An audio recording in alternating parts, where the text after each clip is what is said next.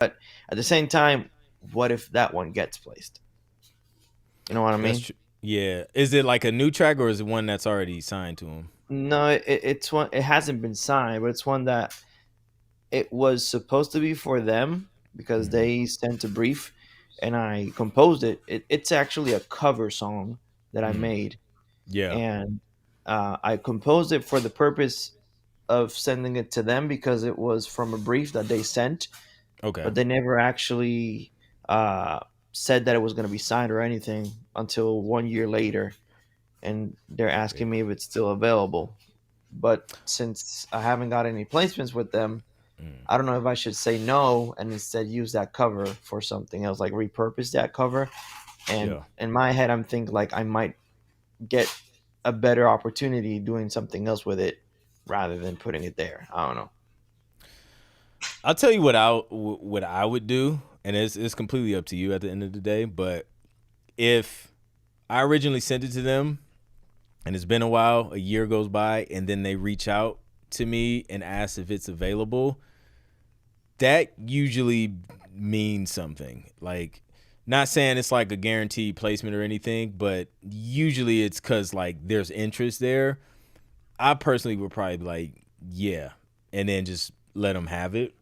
Um, because it sounds like they came across a need, that song fits, and they want to confirm if it's available before they kind of move forward. So I would probably personally take a chance on it. Um, yeah, that's me. Okay. It sounds good. Yeah, Yep, I'll think about it and make a decision out of it. But that yep, does help a lot. yep. No doubt, man. Thank you. Yep, you're welcome. Flair says a track I made at my kitchen table on my laptop one afternoon got picked up by the Crew 2 to be featured in the game. It never makes sense. Never the track you expect. Yeah, it's crazy, man. Like crazy kitchen table tracks. Those are the ones, man. A publisher that I worked for used MIDI Gateway, then migrated to Source Audio. I would assume it was outdated for his needs. Oh, Music Gateway, then migrated to Source Audio. Oh, I see. So it's kind of like a platform to host music? Is that what it is? Because I know of Source Audio. I know a lot of publishers use that. I just pitched 2 holiday tracks earlier this week. Let's go. I gotta catch up with y'all. I haven't made any new holiday music this year, so I gotta catch up with y'all. Um, so yeah. Jason says my 10-year-old son just asked me, "Is Clint eating his chips yet?" No, but listen. Hold on.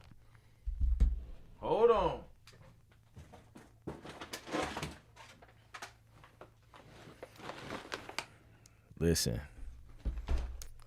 I got something special today. This we got a new flavor. Where is it at? Hatch chili. We got a new flavor. We trying that during music reviews. We cracking this open. Let's hope. Let us hope. All right. LW says she rocks with the Vandies. We're gonna let her have those. Kenneth says, has anyone had experience with Unisound? If so, was it a good experience? They want you to pay per month to receive briefs in their locked web database. Feel free to chime in if anybody has any experience with that. Um, so yeah. It looks like Miguel is enjoying the new Mac Connor Mini. Um, so yeah, man, come on, new flavor. I'm excited. We gonna try it. Um, so yeah. Any other questions? Let me know in the chat. But yeah. So and then I came across this stat. Where was it? I think it was. Let me check the source. Um, Bridge.audio says sync licensing revenue obviously has increased, but it remains one of the most lucrative parts of the music business. Global sync revenues are estimated at 600 to 650 million in 2025, boosted by streaming and gaming. Producers should focus on unique, authentic tracks rather than generic, quote unquote, sync friendly offerings. So it definitely seems like authenticity is winning. Like whatever you do best, like focus on that. Instead of instead of trying to make things fit. I think a lot of people,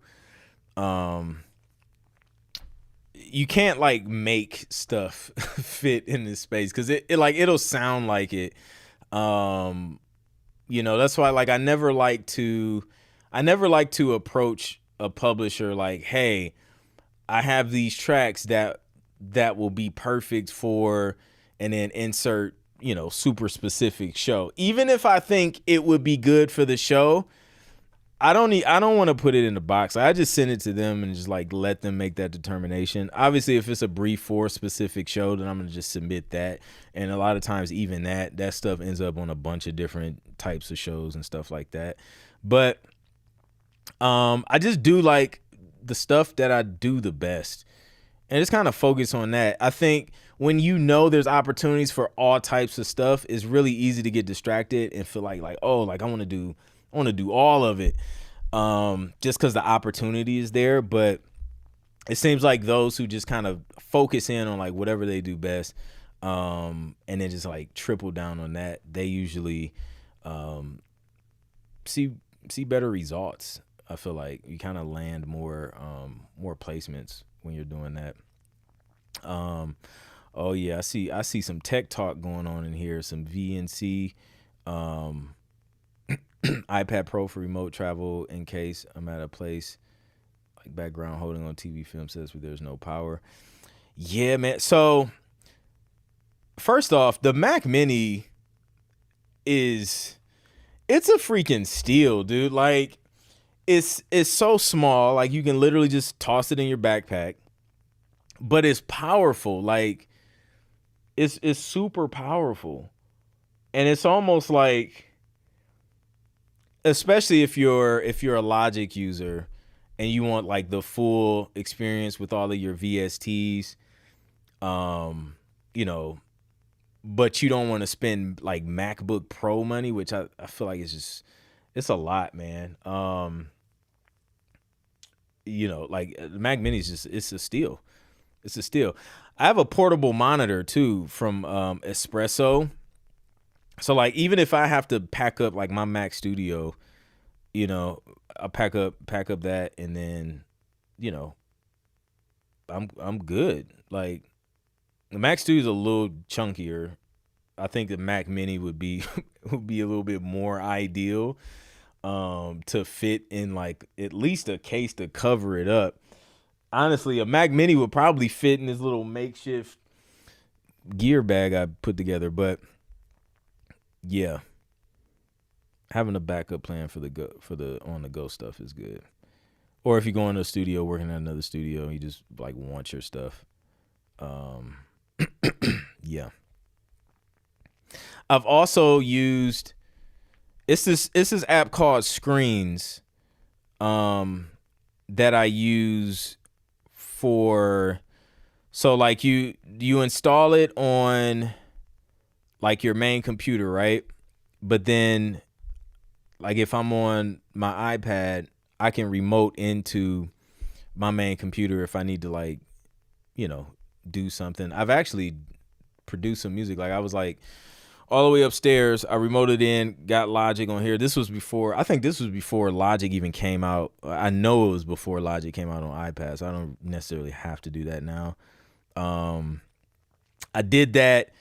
I had an Apple TV in the bedroom, so I was able to like AirPlay it was crazy. I was AirPlaying from the computer here in the studio to the Apple TV in the bedroom, and then was screen sharing on the iPad, and yeah, it was working. It was interesting. Vandy needs to give me a promo code. Yeah, they do.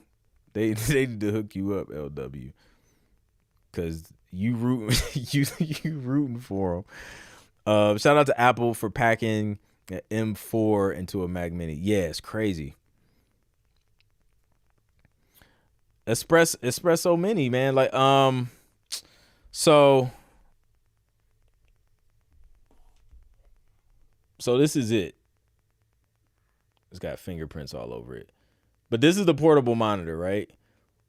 It just plugs in here. It's just getting power from the Mac.